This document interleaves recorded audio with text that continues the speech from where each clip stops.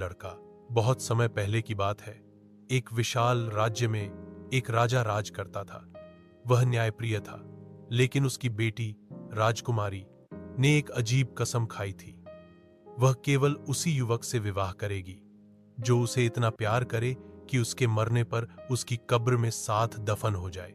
राज्य के सभी युवक इस शर्त से डरते थे, लेकिन एक गरीब लड़का अर्जुन, जो अपने साहस और सच्चाई के लिए जाना जाता था, ने यह शर्त स्वीकार कर ली। राजा ने उसे समझाया कि यह आसान नहीं होगा, लेकिन अर्जुन ने अपने निर्णय पर अडिग रहते हुए राजकुमारी से विवाह कर लिया।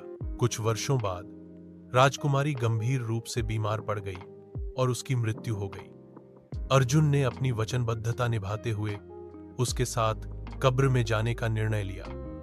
राजा ने उसे कुछ दिनों का भोजन और पानी कब्र में रखवा दिया। कब्र में अर्जुन ने देखा कि एक सांप मरा पड़ा है। तभी एक और सांप आया और एक बूटी से पहले सांप को जीवित कर दिया।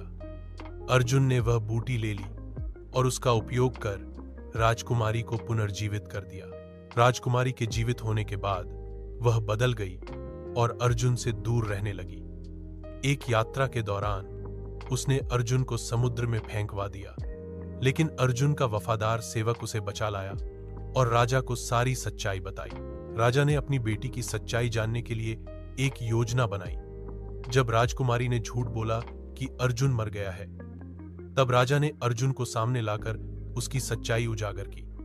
राजकुमारी को उसके कृत्य के लिए दंडित किया गया और अर्जुन को राज्य का उत्तराधिकारी बनाया गया। लाइक और सब्सक्राइब करना न भूले। गांव के एक गरीब लकड़हारे मोहन की जिंदगी सादगी और संघर्ष से भरी थी। एक दिन जंगल में लकड़ी काटते हुए उसने एक मृत सांप का खाल देखा, जिसे उसने अपने बंडल बांधने के काम लाया। लुकते बुकते मोहन के बंडल से एक चमकदार रत्नलाल रंग का नवरत्न बांझ गया। मोहन ने वह रत्न राजा को भेंट करने का निश्चय किया। राजा ने उसी रत्न को रानी के गहनों में सम्मिलित किया, लेकिन रात में वह रत्न मानो एक बच्चे में बदल गया। राजा और रानी ने उसे लाल नाम दिया और अपने पुत्र की तरह पाला। बचपन में लाल और राजकुमारी हीरा की मुलाकात जंगल में हुई। दोनों मित्र बन गए, लेकिन हीरा को एक अन्य सुशील राजकुमार से शादी तय थी। लाल ने हीरा के विवाह के दिन भागकर उसे बचा लिया। शादी के स्थल से दोनों जंगल में भागे और एक वृद्ध दलाल के सहायता से छिपे। राजा ने लाल को खोजते हुए अपने पुत्र जैसा समझकर अपनाया। अंततः सच सामने आया